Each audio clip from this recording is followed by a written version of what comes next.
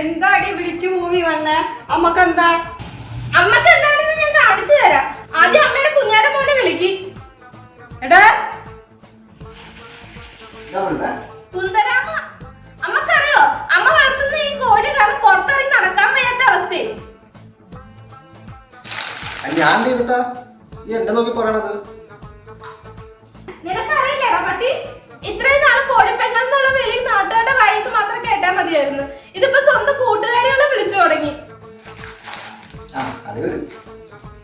നിന്നെ എന്ത് പേര് പറഞ്ഞ നാട്ടുകാരി കളിയാക്കണത്? നീ മിണ്ടരുത്. അറിയോ, ഇവൻ ഇന്നലെ എന്റെ കൂട്ടുകാരി രേഷ്മയോട് ചോദിക്കുവാ, കറന്ന് കിട്ടിയേച്ച് പോയില്ലേ, ആ സ്ഥലത്ത് ഒഴുകുണ്ടോന്ന്. കേട്ടിട്ട് തുലി ഒഴിഞ്ഞു പോയി.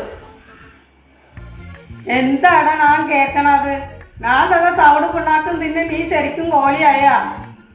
അതിനിപ്പോ എന്താ മോളെ, ഒരാളുടെ ജീവിതം തുടങ്ങിയിരിക്കുമ്പോഴത്തേക്കും ജീവിതം കൊടുക്കാൻ നിങ്ങളുടെ നാട്ടിൽ ഇത്ര വലിയ തെറ്റാണ്.